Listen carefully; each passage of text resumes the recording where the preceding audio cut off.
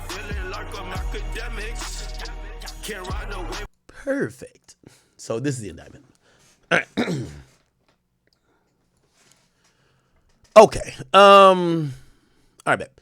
So it's filed in the Eastern District, I believe. So the Eastern District of New York, which isn't the Southern District, but still, obviously, it's still all the feds. They all work together.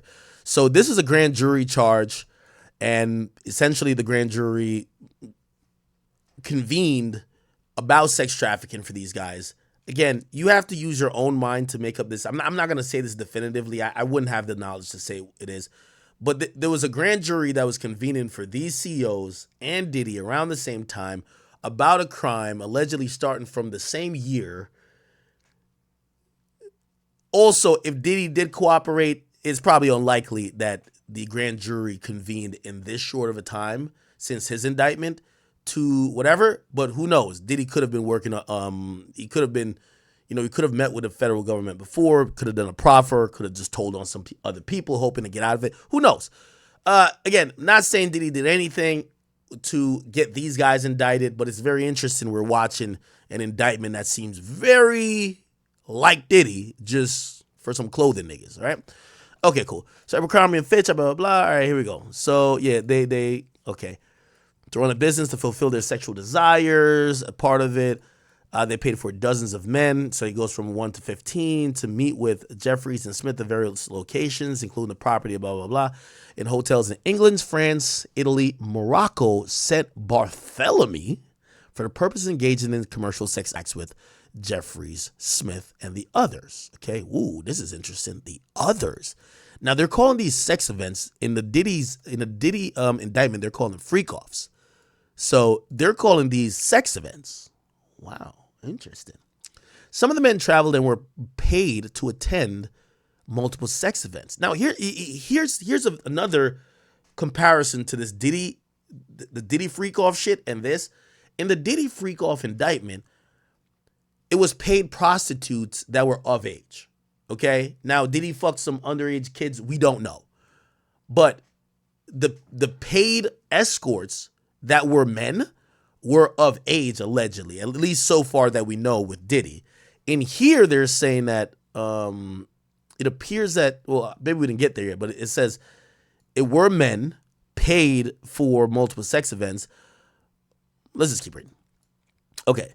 They recruited, hired, paid household staff to facilitate and supervise the sex events, among other things. By the way, sex events is translated to freak offs. Matter of fact, every time I see sex events, I'll just say freak off, okay? You see when it comes to a black man, they got all type of colorful name, freak off. Like, that shit jumps off the page. When it comes to the white dudes, they're like, sex event. That's boring. No, call it freak off. Call it freak off for the white people, too. White people have freak offs, too. Nah, don't only do that to Diddy. Both of them were having freak offs. Like, Diddy was, freak offs just sounds foul. Sex event just sounds like it's like some corporate, what the fuck? Hell nah. This is a freak off. At the direction of Michael Jeffries and Matthew Smith, the staff was present, observed, and acted as security, including controlling the exit and entries for the freak offs. They provided the men with alcohol, muscle relaxants known as poppers, lubricant. Okay. Yeah, how many bottles of Viagra you found over there? Viagra and condoms. That's the only thing that was missing in the Diddy indictment. Not one condom was ever found. Holy, among other items. As directed by these guys, the staff directed the men, among other things, to wear costumes, use sex toys, and prepare for particular sex acts. Either Jacobson or the staff paid the men for attending the freak-offs. The defendant, James T. Jacobson, traveled through the United States and internationally to recruit and interview men. Wow, they were interviewing niggas? How do you interview somebody for a freak-off? During the tryouts. Oh, my God. Yo, you ever hear how these strippers got to go try out for the club? Imagine being a nigga and you got to go try out for the freak-off. Shit. During the tryout. Pause at this. During the tryouts, they required that the candidates first engage with commercial sex acts with him. God damn. Oh, y'all hear the audition for the freak-off? All right, who first? All right, suck my dick, nigga.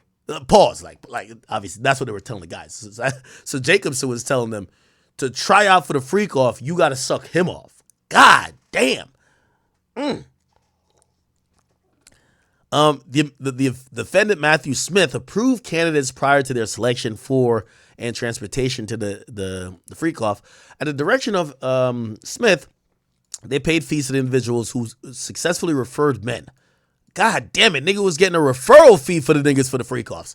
The defendants, blah, blah, blah. Others acting at their direction, employed coercive, fraudulent, and deceptive tactics in connection with the recruitment, hiring, and transportation of maintaining solicitation and payment of the men engaged in commercial sex, for example. By the way, I think what we're also finding out here, and I'm wondering if, let me peel back a layer and expose the fourth wall or third wall, whatever that saying is. Now, the same way we talk about Diddy, we're not gonna act like because these guys are white and they're calling it a sex event. You know what I mean?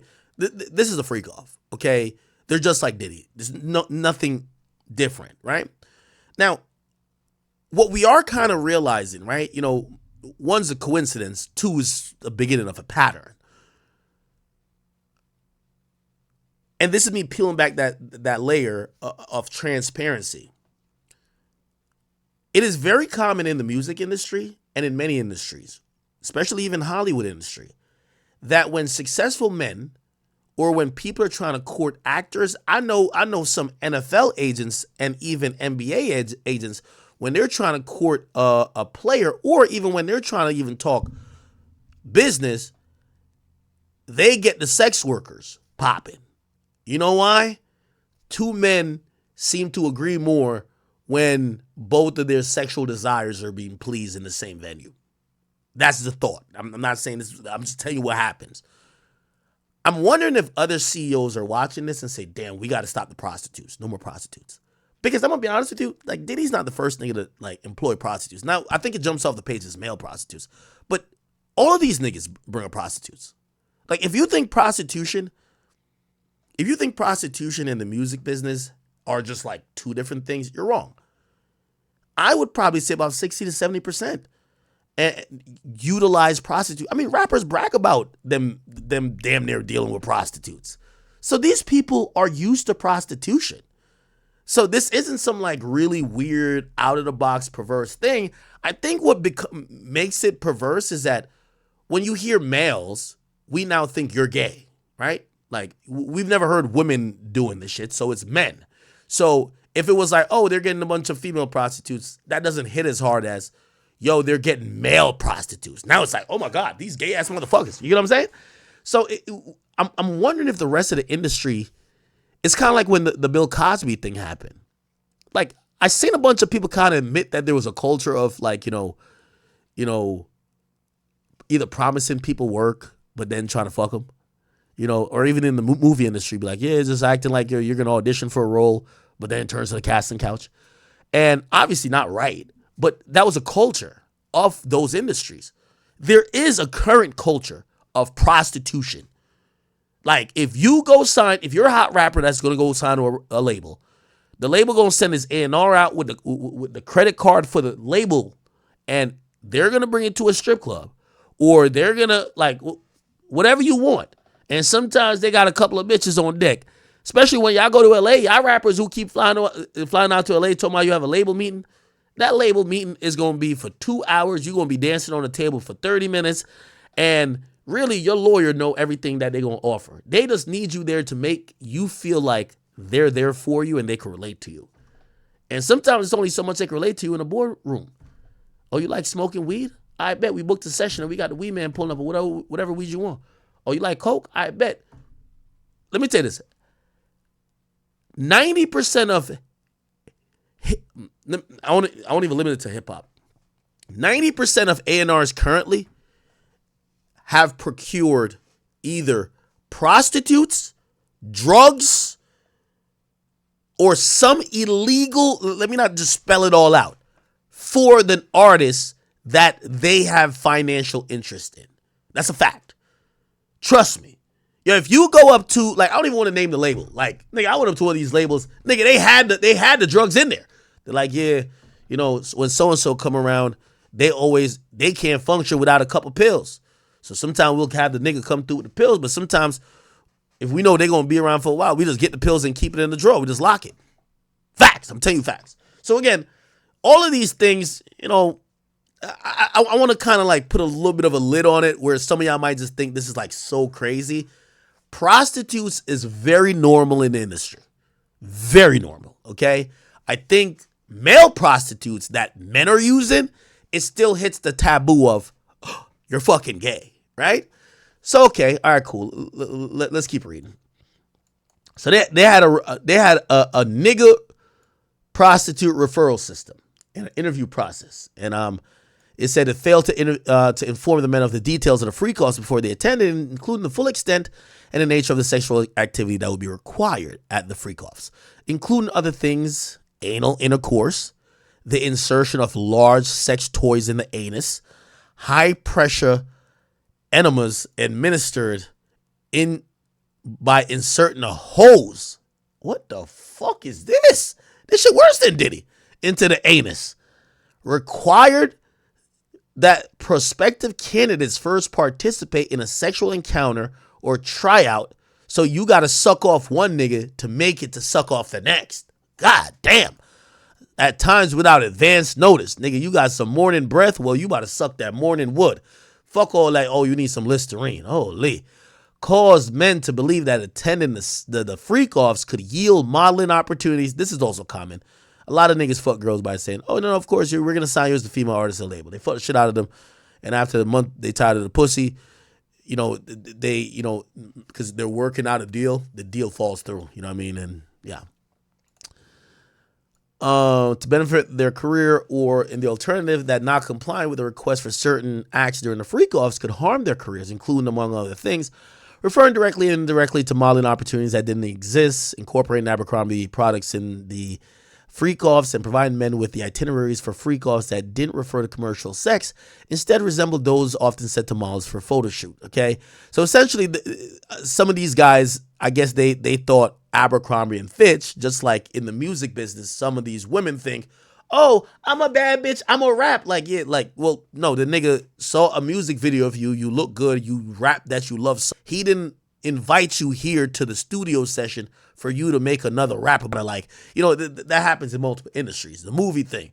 Yo, oh, we've seen you actors.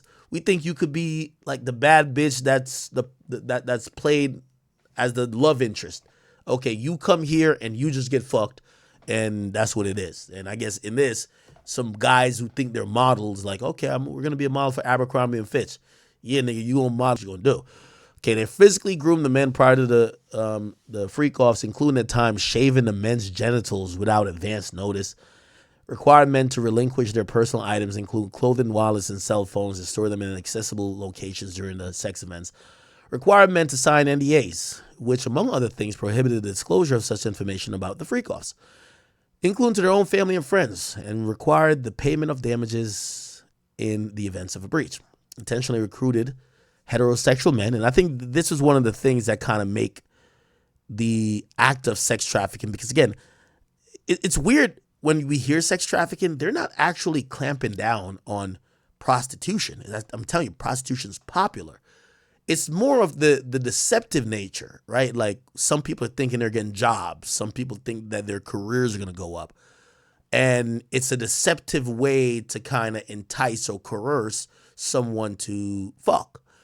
So it's like, so you're intentionally recruiting heterosexual men, certain of whom were unwilling to participate in sex acts, including anal sex, that insisted that men who previously stated they were unwilling to engage in particular sex acts, including anal sex, nonetheless engage in acts during the freak-offs. They pressured men to consume alcohol, Viagra, muscle relaxants. Is it muscle relaxants that the booty hole could open? Like, I don't know. Known as poppers during the freak-offs. Required the presence of staff during the freak-offs that ensured men attending didn't leave the freak-offs until they decided the freak-off was over. On more than one occasion, they either directed or personally injected men in their penises. What the bumbleclot? They personally injected men in their penises with a prescription grade erection. What the fuck could you inject in your penis to get an erection?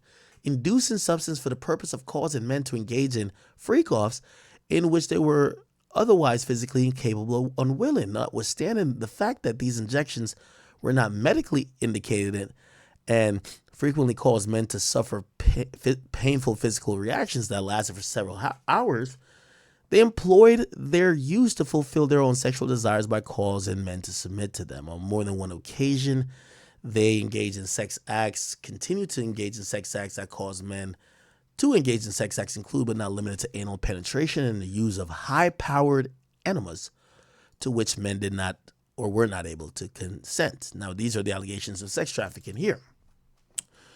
From 2008 to 2015. Okay.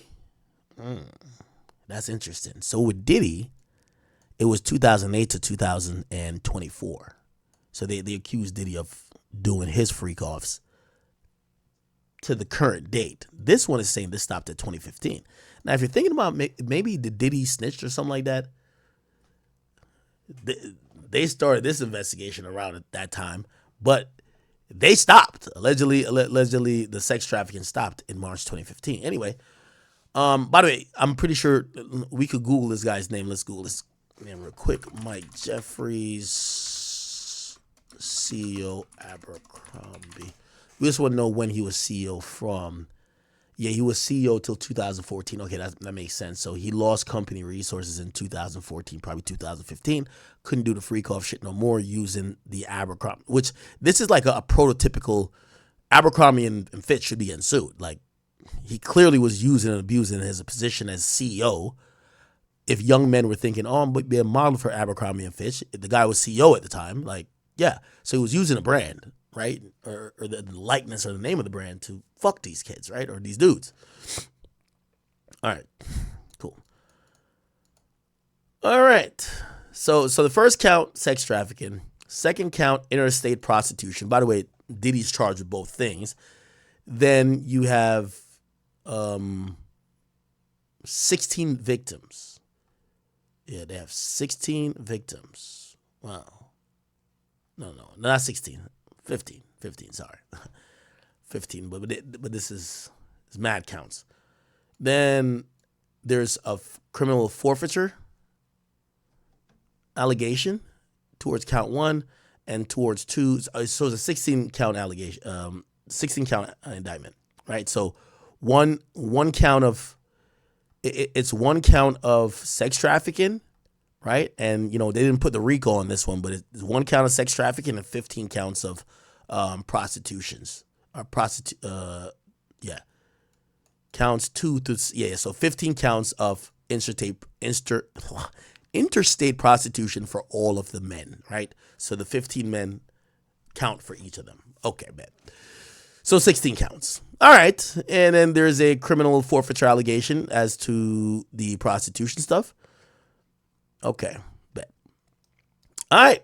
So we're watching and reading that these prostitution, sex trafficking rings or sexual deviant rings that these CEOs and very powerful men are doing look like it's coming crashing down. Now, federal prosecutors actually gave some statements about this whole thing. And, the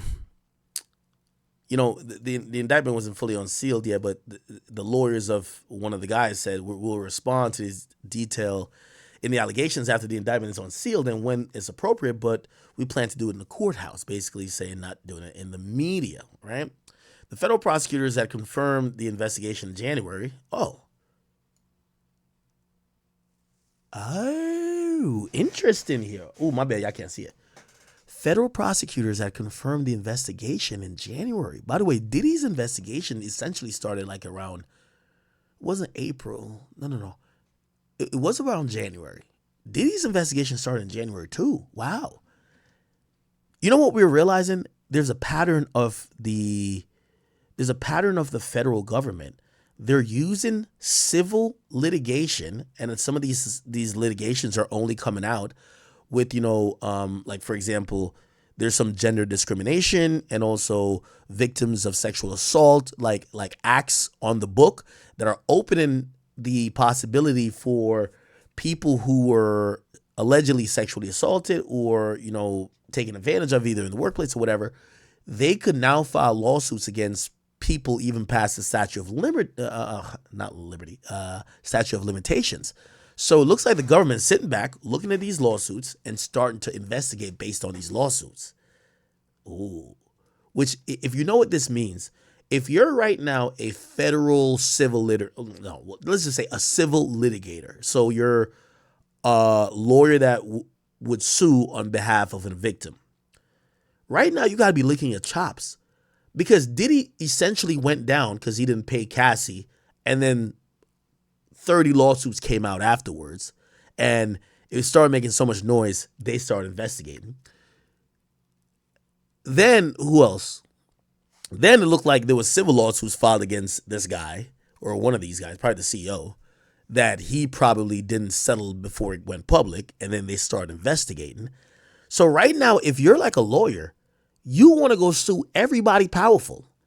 Anybody who's a CEO, if somebody got fucked by you, if you're a lawyer, you want to chase a little bit of money, go sue them, or not even sue them.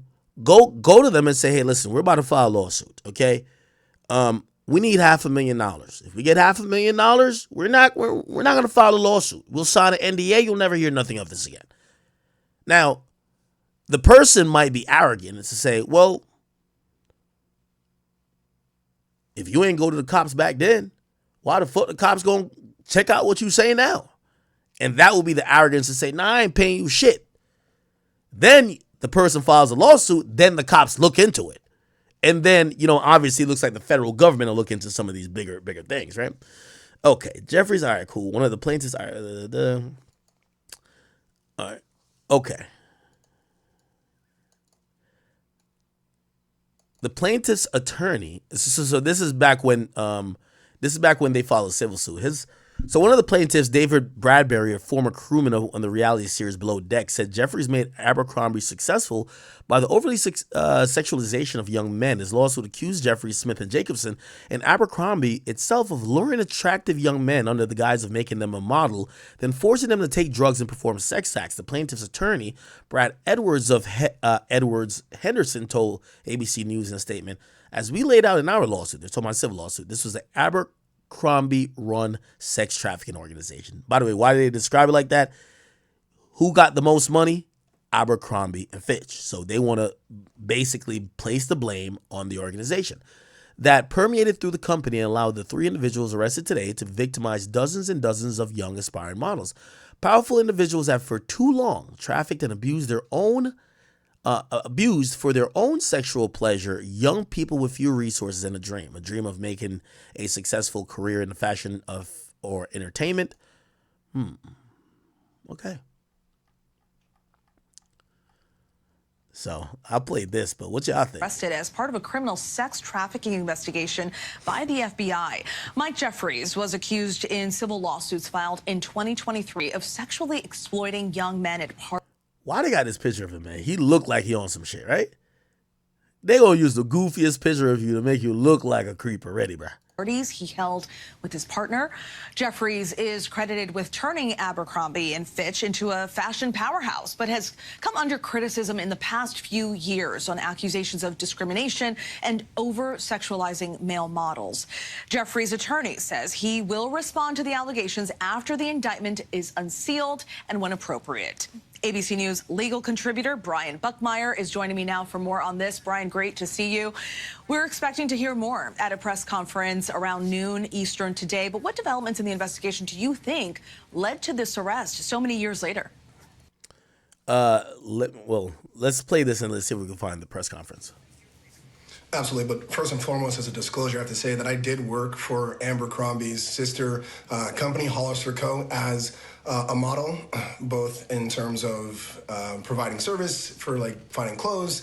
I was one of the people standing outside with less clothes than you usually see me now, interviewing people and talking to people to come in, and also I walked in the bag. So I was not a part of this in any way, shape, or form, just kind of giving that disclosure. But in terms of coming next, I think what's next is we're going to potentially see what the charges are, sex trafficking, see how many victims there are. And this could be, I think, very similar to what we saw with Sean Combs and the SDNY, that one civil lawsuit kind of opens the floodgates to more civil lawsuits, more charges, more allegations. And I think this is just a Pandora's box waiting to open. So I know we're expecting more details around noon today, but what comes next here? what could be the next steps? Okay, so we do have the press conference as well. We'll play a little bit of this and we'll move on, all right? Here we go. Good afternoon. I'm Breon Peace, the United States Attorney for the Eastern District of New York. Thank you all for joining. Another black brother. That's the, is this AUSA? Hold on. Good afternoon. I'm Breon Peace, the United States Attorney for the Eastern. Yeah, there's another black brother. Oh, wow. Let me Google this. U.S. Attorney for Eastern District of New York. The black, Breon Peace? Yeah. The black brothers are winning, huh? Oh, shit. I guess we're seeing a trend. The black brothers are getting AUSAs, but then when you look over, and especially when they start talking about sex trafficking, they got a whole lot of Beckys. Look at the Beckys. These are you're not gonna see that brother in court. You know who you're gonna see in court? These people right here. These white women and probably these people there. Pleasure, young people with few resources and a dream of securing a successful career in fashion or entertainment. To anyone who thinks they can exploit and coerce others by using the so-called casting couch system. Holy casting couch. Sound like some Gucci third leg shit, huh? This case should serve as a warning. Prepare to trade that couch for a bed in federal prison. The message. Oh shit, bars. System. This case should serve by using the so-called casting couch system. This case should serve as a warning. Prepare to trade that couch for a bed in federal prison. The message from today's prosecution is clear. Sexually exploiting vulnerable human beings is a crime. And doing so by dangling dreams of a future in fashion or modeling or any other business is no different. My office and our law enforcement partners will always prioritize standing up for victims, no matter their gender and no matter how powerful the wrongdoers think they are. We will hold them to account. By the way, everybody in Twitch, man, shout out to y'all. I'm gonna gift about like 100 subs. Let me see. How do I do this? I told y'all I owed y'all 100 subs. I'm about to gift it. Think did it work? Or my card got declined? Oh no. Did it work? I can't tell if it worked. Did it work? It did work, because I can see it on Twitch. It said I gifted 100. Yeah. Thought my shit got denied. Broke ass academics. Okay, so I did gift 100 subs. I can show y'all. It should be up there. Because I can see it on Twitch. It said I gifted a... Wait. I don't see it? Dismiss. I don't know. I see it on my thing. I gifted 100. I think y'all seen it.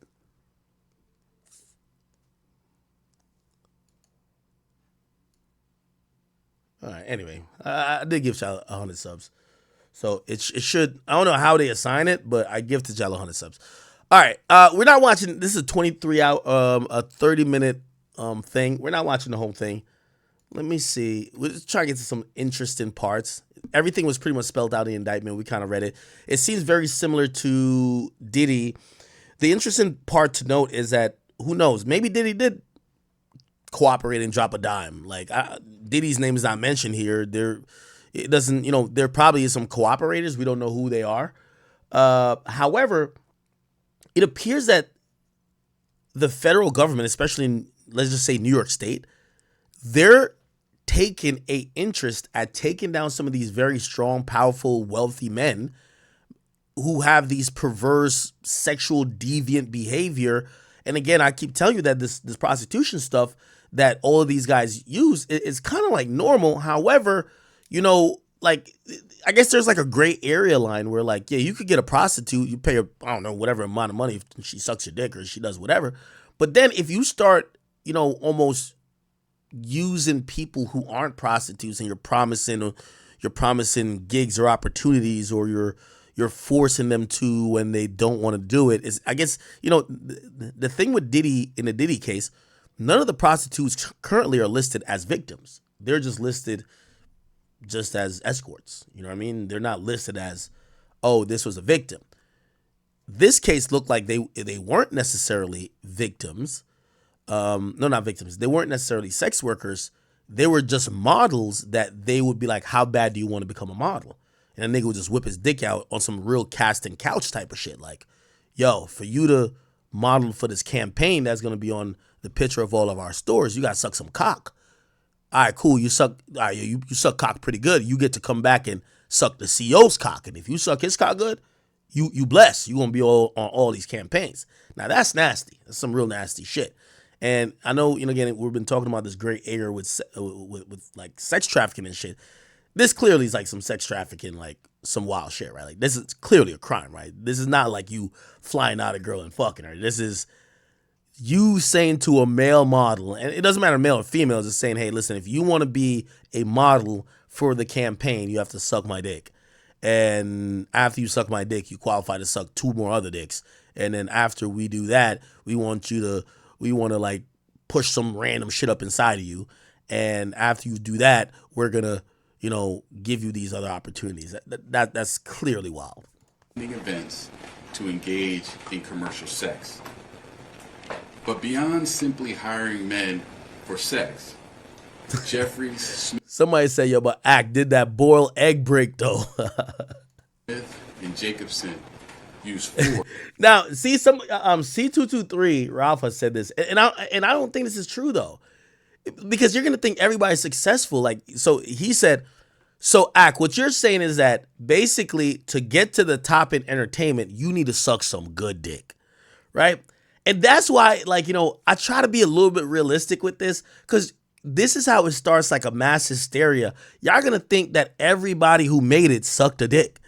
And then that becomes crazy because I ain't sucked no damn dick. Like, I don't know if I made it, but still, like, I think that's what Cat Williams was saying. Like, yo, remember when Cat Williams was just like, he said, look, Cat Williams, Harvey Weinstein. Look, this right here.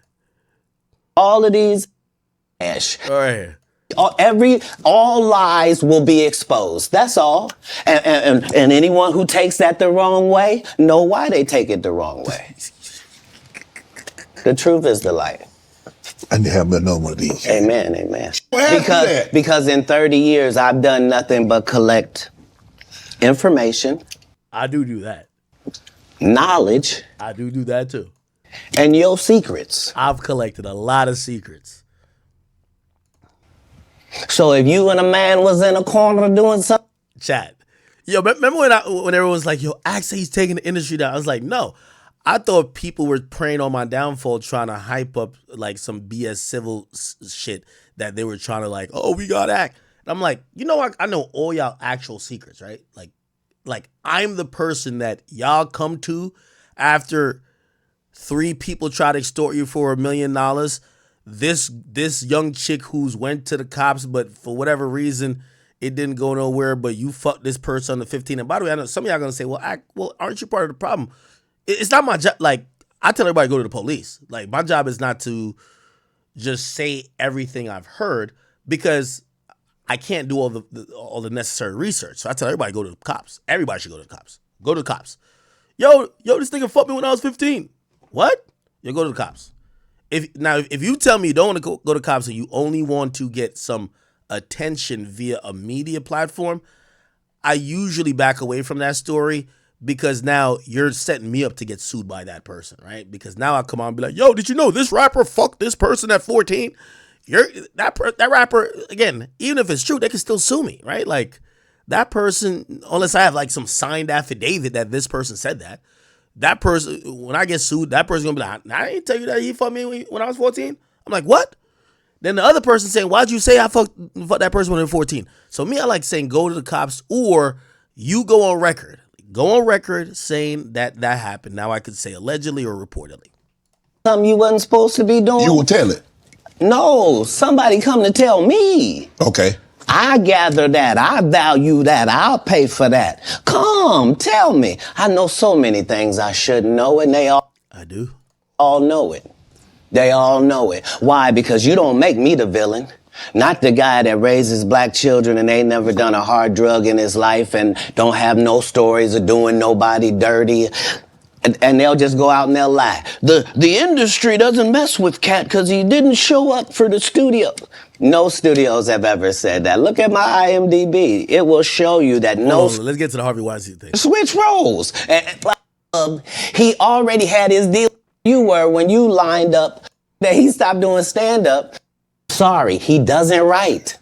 Ricky Smiley. Your upbringing. We're going to circle back and we'll get 19, but it came out in Just a no-name comedian, and that he could take this joke 30 minutes, but then you're just hints. He comes back, dude, as I stand before you, Shannon. I would have bust Cedric's stomach. Like they're all a group. Cedric, that changed the content I was telling you about. Right, because P. Diddy be wanting to party. And you gotta tell him no. You got to tell him no. I did. I did. See, I got the receipts for everything I'm telling you. That's why I can say them so freely. Cat, I need to know. You here, get your number. Thank you, sir. Thank you. Come on. Because early on you was accusing me of being... Cat. So, you're not supposed... It's a 50 million part. Yeah, he said he got offered 50 million 4 times. My goal was to get this far in Hollywood and still have a virgin asshole. And never has sucked a penis. That was my... Yo, I ain't gonna lie. This nigga be seeming like a goddamn, like, prophet. My only goal. I didn't want to get with a white woman because I was scared she might have me running down the street like Jonathan There Majors. you go. See, come on, Cat. Not because I didn't like white women. I think white women are as great as any other women. But I'm not going to act like I'm not scared of them. I have a reason to be scared. You could be Kang the Conqueror, and they could take your rabbit ass down in 2 weekends. That is true. They took Diddy down in... Goddamn. And that's the truth of the matter. So I stayed away from that. Now, I've had to turn down $50 million 4 times. 4 times. Just to protect my integrity and that virgin hole I was telling you about. Right. Because P. Diddy be wanting to party. And you gotta tell him no. You got to tell him no. I did. See, I got the receipt.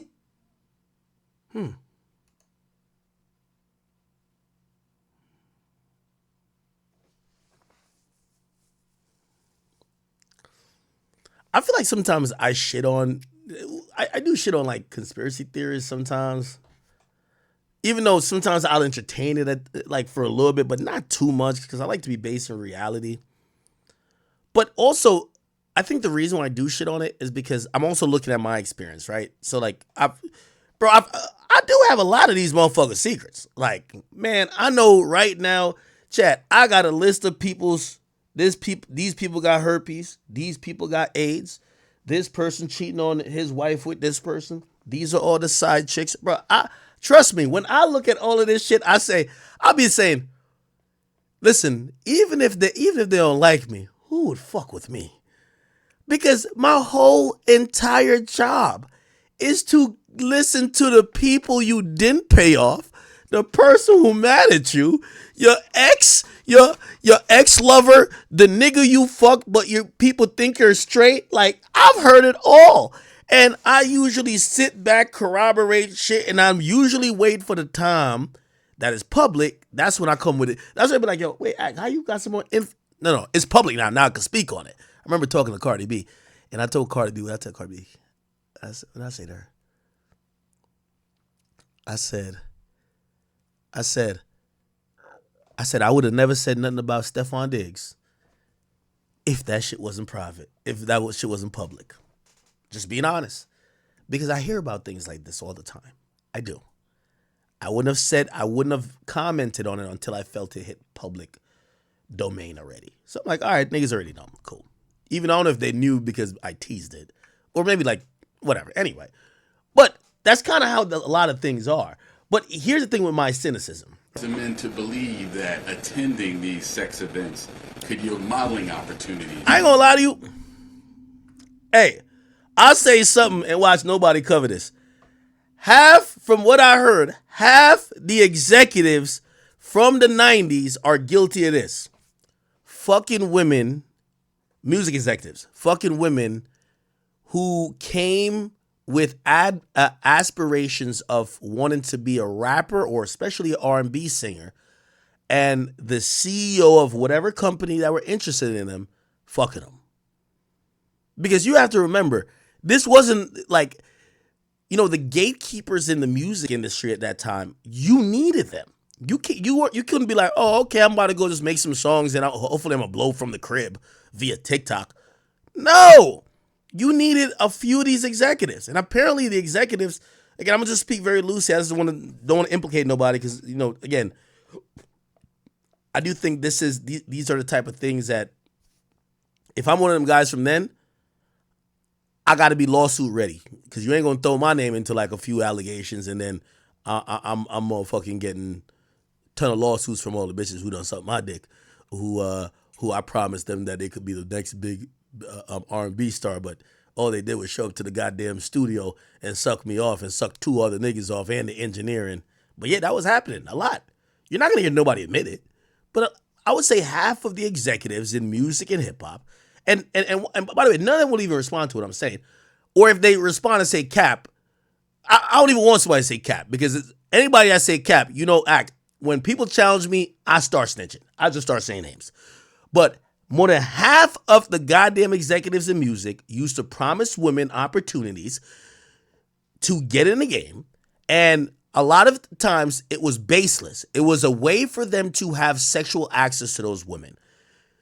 Women who came to studio sessions to try out, to record, and ended up on their knees buffing off a nigga and found out pretty much later on there was no real plans to really evaluate their talent. It was just a sexual fling, right? So that is some cast and couch shit. So this isn't just like segregated to like the modeling industry. The music industry was doing it. Nigga, Harvey Weinstein was doing it.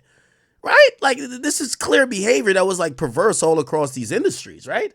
And by the way, this is why I think that, like, I was seeing this conversation happen on social media. People like, yo, this is what, like, I guess like everybody's mad, and we're gonna get to it, that Kendrick didn't do an interview. Like they were mad that Kendrick didn't do an interview with a journalist, and then they were also mad that, Russ had said something about, rappers not wanting to go to journalists anymore, and some people were saying, nah, this is why we need gatekeepers because, these rappers and stuff like that, they're looking beyond the normal outlets and doing whatever. Me, I think differently. Fuck gatekeepers. Like, get it how you can. When you have gatekeepers, people use their power, and always, and I'm going to get to this point, absolute power definitely does corrupt. You get what I'm saying? If the only way, like, and I'm saying this, I'll even use me as an example, but I'm using this as an example just to be very, I think I'm being fair. If getting into rap media meant you had to be loved or approved by Akademiks, at a certain point, I could imagine I would get corrupted. Like, right? Like, bruv, okay, cool. So now, people who I don't like, I'm going to, force them out. I'm going to collude with certain people over here. Shit, if there's a female, like, whatever, who I see don't have no talent, but she bad as fuck. Like, absolute power definitely does corrupt. That's where gatekeepers, I think, in the music industry, fuck the whole shit up. Because if you need to get on, and Diddy or whoever else, you got to suck their penis to get on. It's not like you had 20 other options. You got to suck that dick. And then you probably never still got on. But that was the option at the time. You had to suck that one nigga's dick, right? So gatekeepers really did fuck up the whole thing. All right, I'm gonna play about like 2 more minutes of this, and then we're gonna switch to looking over some of the allegations of the 5 new lawsuits that Diddy caught. And again, we're just gonna be on some, we're gonna treat it like a civil court. Civil court, the difference between civil court and criminal court. Criminal court, you have to prove beyond a reasonable doubt, which means there cannot be no doubt that this person do it. In civil court, it's kind of like majority rules, or it sounds about right. Like, civil court is a way lower burden of proof. Like if it sounds like he did it, right?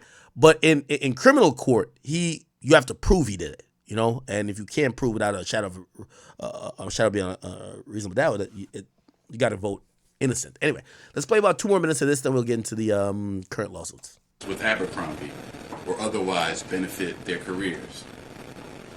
Smith and Jeffries employed a secret staff to operate. So you said, number one, she and Jay, she don't hate Jay. They never fell out. Now, if she had fell out with Jay or she was like bummy and broke, maybe that would change.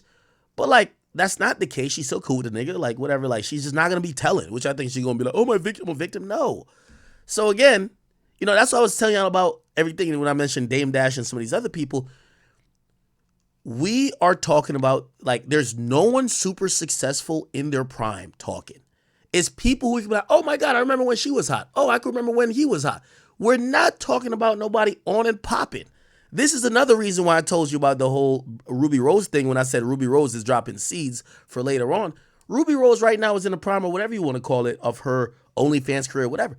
Wait till like when she's like 50 and she's not attractive anymore and she's lost that appeal and people aren't running to every photo she posts or her OnlyFans. She's going to come out with a book and she's going to say the real shit then. Facts.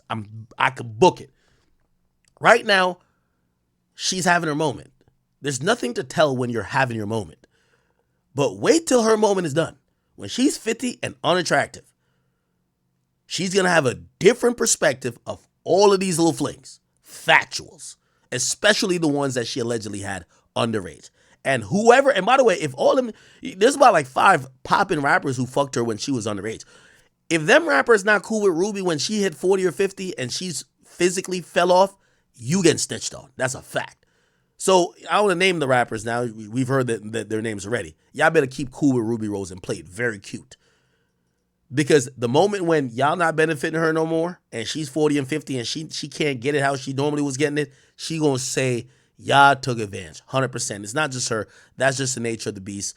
And it feels like those are check boxes when we're hearing a lot of these victims. Not that they're not victims, but when do they speak on the shit that they were victims of? They only speak on it when they're not doing as well. They're not cool with the person, or it's, you know, it's much past the time of them being in their prime, right? So again, I think Foxy might have got whatever, but Foxy's cool with the shit. Like she's still benefiting from the shit. If, you know, if there's a Rockefeller, you know, like reunion and shit like that, or like some type of, you know, Jay-Z concert where he's doing his whole life hits, like she's gonna pop out and do her. So why would I think she would come out and be like, oh my God, Jay did this to me? No. You're going to hear from the people who Jay don't fuck with no more. Anyway, 1 more minute of this, and I'm pulling up the lawsuits. These sex events. The staff ensured that the men signed non-disclosure agreements and handed over their personal items, such as their phones, before the start of the events to maintain the secrecy of these events. The defendants caused the men to believe that not complying with requests for certain acts, sex acts, during the events could harm their careers. The defendants pressured the men to consume alcohol, Viagra, and muscle relaxants known as poppers during the sex events. And they required the presence of staff during the sexual activity and ensured that the men did not leave the sex events until Jeffries and Smith decided that the sessions were over. Also, as alleged, on more than one occasion, Jeffries and Smith either directed others to inject or personally injected men with an erection-inducing substance for the purpose of causing the men to engage in sex acts the men were incapable of engaging in or unwilling to engage in. Okay, we kind of read most of that. He's just recapping it. All right, let's get to